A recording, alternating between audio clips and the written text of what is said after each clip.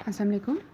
आज जो हमारा टॉपिक है एफएससी का पेज नंबर 200 है, चैप्टर 9 का सेकंड लेक्चर है, जिसमें जो क्वेश्चन है वो है what is variable declaration and explain with example. कि वेरिएबल डिक्लेरेशन क्या होती है और इसको आपने एग्जांपल के थ्रू डिफ़ाइन करना है। तो प्रीवियस लेक्चर में हमने वेरिएबल देखा था कि वेरिएबल क्या होता है, एक नेम्ड मेमोरी लोकेशन होती है। नेम्ड का मतलब ये है कि लाइक मार्क्स जो था, हमारे पास एग्जांपल थी कि मार्क्स वेरिएबल का नेम था और वेरिएबल की जो लोकेशन थी उसका नेम था मार्क्स। उसको फिर एक एड्रेस असाइन किया गया और एड्रेस के अंदर उसको एक कंटेंट असाइन किया गया जो कि उसकी वैल्यू थी, दैट इज़ 10। तो वो हमारे पास हो गया वेरिएबल। अब हम देखते हैं कि डिक्लेरेशन क्या होती है। The process of specifying the variable name and it's type is called variable declaration. कि वेरिएबल को आप नेम असाइन करते हो और उसको डेटा टाइप असाइन करते हो, that is variable declaration. A program can have as many variables as needed. C is a strongly typed language. It means that all variables must be declared before they are used in the program. A variable can be declared anywhere in the program before its use. कि आप अपने जो programme होता है उसमें variable कोई भी अगर डिक्लेयर करते हो तो उसको वेरिएबल को कोई ना कोई नेम देना मस्ट है। All variables must be declared before they are used in the program. A variable can be declared anywhere. अब ये नहीं है कि प्रोग्राम के बिल्कुल टॉप पे ही आप वेरिएबल डिक्लेयर करोगे और नीचे जाके अगर आपने कोई वेरिएबल यूज़ करना है तो आप नहीं कर सकते। तो आप कहीं पे भी प्रोग्राम में अपने जो है वेरिएबल को डिक्लेयर करवा सकते हो। और जो सी लैंग्वेज है एक स्ट्रॉन्गली टाइप्ड लैंग्वेज है, यानी इसमें वेरिएबल का डिक्लेरेशन मस्ट है। और एक प्रोग्राम के अंदर ये नहीं कि सिर्फ एक सिंगल वेरिएबल हो सकता है। एक प्रोग्राम के अंदर आप अपने प्रोग्राम के हिसाब से जितने चाहे वेरिएबल्स यूज़ कर सकते हो। तो वेरिएबल क्या हो गया कि वेरिएबल को डिक्लेरेशन क्या हो गई कि नेम और डेटा टाइप, ये दो चीज़ें असाइन करना। The variable declaration provides information to the compiler about the variable. Variable declaration क्या करती है, वो कंपाइलर को बताती है कि ये वाला वेरिएबल आ गया है इस डेटा टाइप का। लाइक मेरे पास एक वेरिएबल है एक्स जो कि नेम है वेरिएबल का, और उसको मैं डेटा टाइप असाइन करती हूँ इंट। तो इंट डेटा टाइप है, एक्स वेरिएबल का नेम है। तो अगर आप लिखते हो इंट एक्स सेमीकोलन, टर्मिनेटर तो मस्ट है ना, इंट एक्स टर्मिनेटर, तो ये बन गया हमारे पास variable declaration. The compiler uses the declaration to determine how much memory is needed for each variable. अब जो इंटीजर टाइप के वेरिएबल होते हैं उनकी मेमोरी डिफरेंट होती है, जो फ्लोट होते हैं उनकी डिफरेंट होती है, जो साइंड होते हैं, जो अनसाइंड होते हैं। तो हर जो डेटा टाइप होती है उसकी मेमोरी जो होती है वो डिफरेंट होती है। तो कंपाइलर को डेटा टाइप से ये पता चलता है कि ये वेरिएबल मेन मेमोरी में कितनी स्पेस रिजर्व करेगा। The compiler uses the declaration to determine how much memory is needed for each variable. Different types of data require different amount of memory. अब जिस तरह का डेटा होता है उतनी ही उसको स्पेस असाइन की जाती है। लाइक जो फ्लोट टाइप का अगर डेटा होगा हमारे पास, मेरे पास है फ्लोट वाई, तो वाई जो है वो उतनी स्पेस रिजर्व करेगा जितनी फ्लोट की स्पेस होती है। The required number of bytes is allocated when a variable is declared. जब कोई भी आप वेरिएबल डिक्लेयर करते हो, अगर आप इंट टाइप का वेरिएबल डिक्लेयर करोगे तो उसको इंटीजर के अकॉर्डिंग मेमोरी मिलेगी। अगर आप फ्लोट टाइप का वेरिएबल डिक्लेयर करते हो तो उसको फ्लोट के अकॉर्डिंग जो है वो मेमोरी मिलेगी। For example, an int variable requires 2 bytes, whereas a character variable requires 1 byte. The bytes are used to store the value of variable. अगर आप इंटीजर टाइप का वेरिएबल लेते हो तो वो मेमोरी में 2 बाइट्स हमेशा रिजर्व करता है, और अगर आप कैरेक्टर टाइप का वेरिएबल लेते हो तो वो 1 बाइट रिजर्व करता है। अगर आप फ्लोट का लेते हो तो उसकी जो मेमोरी की रिजर्व करने की जो स्पेस होगी वो डिफरेंट होगी। The bytes are use to store the value of variable. अब इन बाइट्स में क्या रखा जाएगा, इन बाइट्स में उन वेरिएबल्स को जो वैल्यू असाइन की जाएगी उसको रखा जाएगा मेन मेमोरी में। Once a variable is declared, its data type can't be change during program execution. अगर आप प्रोग्राम के शुरू में वेरिएबल को डेटा टाइप इंट असाइन करते हो तो प्रोग्राम के एंड पे जाके आप उसकी डेटा टाइप को फ्लोट में कन्वर्ट नहीं कर सकते। However the value of variable can be change during execution. हमने प्रीवियस लेक्चर में भी देखा था कि जो वेरिएबल होता है वो अपनी वैल्यू जो है वो कॉन्टीन्यूसली चेंज करता रहता है, लेकिन जो वेरिएबल का नेम है वो चेंज नहीं होता। तो अब यहाँ पे क्या है कि वेरिएबल की डेटा टाइप जो है वो चेंज नहीं हो सकती, लेकिन वेरिएबल की जो वैल्यू है वो चेंज हो सकती है during program execution. So variable declaration क्या थी कि जिसमें वो प्रोसेस जिसमें आप स्पेसिफाई करते हो वेरिएबल का नेम और उसकी data type, that is known as variable declaration. Syntax इसका क्या है?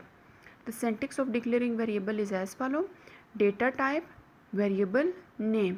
Data type, it indicates type of data that can be stored in variable. वो इंट हो सकती है, वो फ्लोट हो सकती है, वो कैरेक्टर हो सकती है, वो स्ट्रिंग हो सकती है, तो डेटा टाइप कुछ भी हो सकती है। Variable name, it refers to the memory location of variable. Name जो होता है, हमने कहा था कि वेरिएबल क्या होता है, नेम्ड मेमोरी लोकेशन होती है, तो जो वेरिएबल का नेम होता है वो उसको मेमोरी में लोकेशन असाइन करने के लिए होता है। अब यहाँ पे अगर मैं लिखती हूँ इंट एक्स, तो इंट क्या होगा, उसकी डेटा टाइप होगी, और एक्स क्या होगा, उसकी वेरिएबल का नेम होगा जो कि मेमोरी में उसको लोकेशन असाइन करने के लिए यूज़ होगा। एग्जांपल है अब इसकी, इंट मार्क्स और लास्ट पे सेमीकोलन तो मस्ट होता है, क्योंकि ये मेन के फंक्शन में यानी बॉडी में वेरिएबल को डिक्लेयर करवाया जाता है, तो सेमीकोलन तो मस्ट है। इंट मार्क्स फ्लोट में है एवरेज। एवरेज जो होती है वो total marks divided by number of elements होता है ना। तो जैसे आपके जो ग्रेड कार्ड्स होता है, जो आपकी मार्कशीट होती है, तो उस पर आपकी एवरेज लिखी हुई होती है।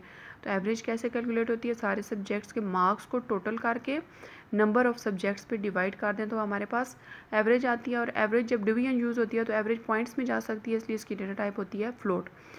4 में है ग्रेड। ग्रेड क्या होते हैं, grade A B C D E F।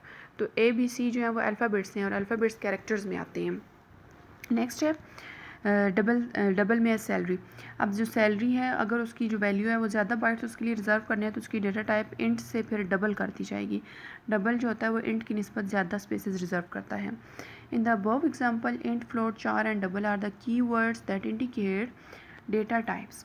The words marks, average, grade and salary are variable names. तो जो पहले हैं वो क्या हैं, वो कीवर्ड्स हैं या डेटा टाइप्स हैं, और जो सेकंड वन है वो क्या है, वेरिएबल के नेम्स हैं। Many variable of same data type can also be declared in single line. Each variable name is separated by comma as follow. तो अगर आप जो हैं वो आपके पास एक से ज़्यादा वेरिएबल्स हैं जिनकी सेम डेटा टाइप है, तो फिर आप उनको सिंगल लाइन में भी लिख सकते हो। अब इस नीचे एक एग्जांपल है जिसमें इंटीजर जो है वो डेटा टाइप है और 3 वेरिएबल्स हैं जिनकी इंट डेटा टाइप है। वो वेरिएबल कौन से हैं, वो ए है, बी है, सी है। तो जब एक से ज़्यादा वेरिएबल्स होंगे तो उनको कोमा से सेपरेट किया जाएगा। इंट ए कोमा बी कोमा सी, और लास्ट पे क्या होगा, टर्मिनेटर, दैट इज़ सेमीकोलन। तो ये हो गया जी वेरिएबल डिक्लेरेशन। अब इसमें बेसिकली क्या था, हमने लिखा वेरिएबल का डेटा टाइप और उसका नेम और सेमीकोलन। तो नेम जो था वो ऐसा होना चाहिए जो रिजर्व वर्ड्स में ना आता हो, और जो डेटा टाइप होती है वो तो है ही रिजर्व वर्ड्स।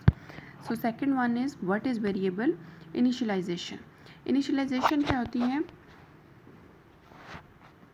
इनिशियलाइजेशन क्या होती है कि the process of assigning a value to a variable at the time of declaration is known as variable initialization. अब ऊपर जो आपने किया है इंट मार्क्स सेमीकोलन, अगर आप इंट यानी डेटा टाइप, मार्क्स यानी वेरिएबल का नाम, और मार्क्स के आगे इक्वल का सिंबल लगा के 10 लिख दो, तो 10 क्या होगा, वो वैल्यू होगी किसकी, मार्क्स वेरिएबल की। और 10 क्या है, एक फुल नंबर है तो वो इंटीजर में जाएगा। अगर आप लिखते हो float average is equal to 3.14 या 3.96, तो एवरेज इक्वल टू 3.96, तो पॉइंट में वैल्यू आ रही है तो वो फ्लोट में जाएगी। ठीक, तो इस तरह जो है ना कि जब process of assigning a value to a variable at the time of declaration is known as variable initialization, यानी जब आप वेरिएबल डिक्लेयर कर रहे हैं तो साथ ही आप उसको अगर वैल्यू भी असाइन कर देते हो तो वो डिक्लेरेशन के बजाय बन जाएगी initialisation. The equal sign is used to initialize a variable. Variable name is written on left side and the value is written on right side of equal sign. तो दरमियान में जब इक्वल का साइन यूज़ होगा तो left पे variable का name होगा और राइट पे हमेशा उसकी वैल्यू होती है, और वैल्यू के बाद तो टर्मिनेटर मस्ट है। The compiler automatically allocates the required memory for the variable when it is declare. जब वेरिएबल डिक्लेयर होता है तो उसको मेन मेमोरी में लोकेशन तो मिल जाती है। द मेमोरी लोकेशन में already contain some data that is meaningless for the program. तो मे बी उस मेमोरी लोकेशन पे पहले से कोई डेटा पड़ा हुआ है जो अब किसी दूसरे वेरिएबल को असाइन हुई है, जो करंट वेरिएबल है उसको अब जो वैल्यू असाइन हुई है या जो मेन मेमोरी में लोकेशन असाइन हुई है, मे बी वहाँ पे पहले से कोई चीज़ पड़ी हुई है। This meaningless data is known as garbage value. वो जो पहले से वहाँ पे डेटा पड़ा हुआ होगा जो कि अभी हमारे प्रोग्राम के काम का नहीं है, तो उसको क्या बोलते हैं, garbage value. It may produce unexpected results in some computation. All variables should be initialized to avoid this problem. अगर आप सिर्फ वेरिएबल को डिक्लेयर करते हो तो वेरिएबल को जहाँ पे मेन मेमोरी में लोकेशन मिलेगी तो मे बी उस लोकेशन में पहले से कोई गार्बेज वैल्यू पड़ी हुई हो। इसलिए बेहतर ये है कि वेरिएबल को आप इनिशियलाइज़ करो, डिक्लेयर ना करो बल्कि इनिशियलाइज़ करो। तो जब आप वेरिएबल को इनिशियलाइज़ करोगे तो वो फिर उनको वो लोकेशन असाइन की जाएगी जहाँ पे पहले कुछ नहीं पड़ा होगा, जहाँ पे पहले से गार्बेज नहीं होगा। अगर गार्बेज होता है तो वो आपके रिज़ल्ट में मिक्स होकर अनएक्सपेक्टेड रिज़ल्ट दे देगा। मे बी न्यू वेरिएबल की जो वैल्यू है उसको यूज़ करने के बजाय वो कोई प्रीवियस टाइप का काम कर दे तो अनएक्सपेक्टेड रिजल्ट्स वहाँ पे आ सकते हैं। अब सिंटैक्स है इनिशियलाइजेशन का। The syntax of initializing a variable is as follow. इसमें क्या है, type name variable equal to value and semicolon. Type name क्या होता है, इंट हो सकता है, यहाँ पे फ्लोट हो सकता है, चार हो सकता है, डबल हो सकता है। तो ये तो हो गया उसकी डेटा टाइप के हिसाब से name. It indicates the data type of the variable to be initialized, कि किस टाइप का वेरिएबल आप इनिशियलाइज करवा रहे हो तो उसकी टाइप आ जाएगी। सेकंड है variable. It is name of variable to be initialized. Variable क्या है, उस वेरिएबल का नाम जिसको आप इनिशियलाइज करवाना चाह रहे हो। अब वो एक्स वाई हो सकता है, वो मार्क्स हो सकता है, वो एवरेज हो सकता है, ग्रेड या सैलरी। इक्वल क्या होता है, it is the assignment operator use to initialize a variable. तो वेरिएबल को इनिशियलाइज करवाने के लिए इक्वल का साइन तो यहाँ पे मस्ट है। उसके बाद आती है value. It is the value to initialize a variable, कि किसी भी वेरिएबल को जब आप इनिशियलाइज करवा रहे हो तो उसको आप क्या वैल्यू असाइन करते हो। So that is the value of variable. Example है इसकी, इंट n इक्वल टू 100। अब इंट क्या है, टाइप नेम, n क्या है, वेरिएबल नेम, इक्वल क्या है, असाइनमेंट ऑपरेटर, 100 क्या है, उसकी वैल्यू। तो अब जब इसको मेन मेमोरी में लोकेशन असाइन होगी ना, तो वो जो प्रीवियस लेक्चर में मार्क्स लिखा हुआ था जहाँ पे वहाँ पे n आ जाएगा और एड्रेस उसका होगा n और कॉन्टेंट्स उसके क्या होंगे 100। इसी तरह इंट x इक्वल टू 50 है, comma y is equal to 75। तो एक लाइन में जब सेम डेटा टाइप है तो आप मल्टीपल वेरिएबल्स कोमा से सेपरेट करके लिख सकते हो। तो इंट x इक्वल टू 50 है, कोमा y इक्वल टू 75। और अब x और y जो हैं दोनों इंटीजर टाइप की वैल्यूज़ हैं।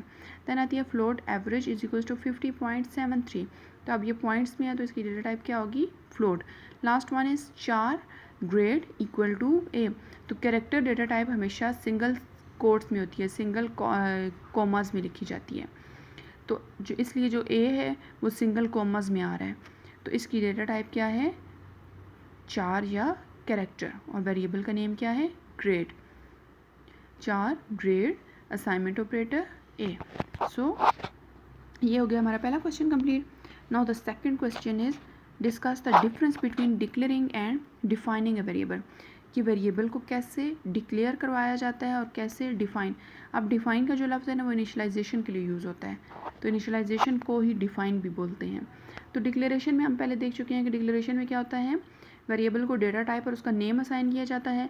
और इनिशियलाइजेशन या डेफिनेशन में क्या होता है, वेरिएबल को डेटा टाइप, नेम और उसकी वैल्यू असाइन की जाती है। Generally, there is a slight difference between declaring and defining a variable. The variable declaration specifies the name and type of variable of the compiler.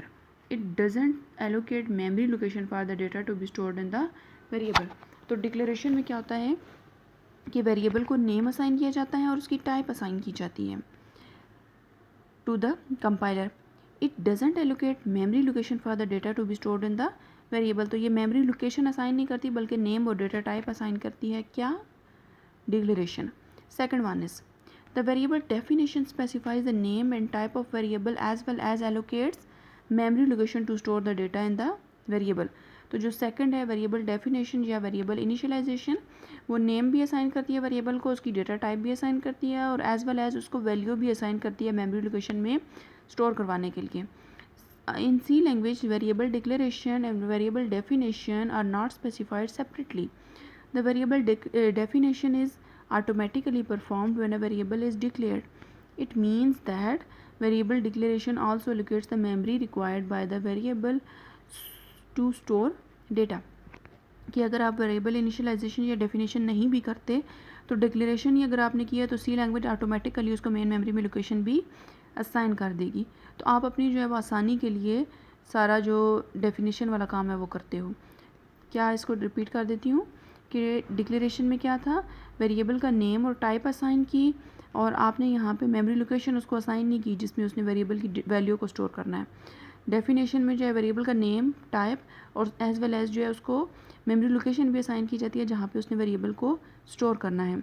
और सी language में variable declaration जो होती है और वेरिएबल डेफिनेशन जो होती है वो सेपरेटली नहीं लिखी जाती। वेरिएबल की डेफिनेशन जो होती है वो ऑटोमेटिकली परफॉर्म हो जाती है जब आप वेरिएबल को डिक्लेयर करते हो, तो साथ ही उसको मेन मेमोरी में जो है वो लोकेशन भी असाइन कर दी जाती है। तो यहाँ पे जो हमारा आज का लेक्चर है ये एंड होता है। अल्लाह हाफिज़।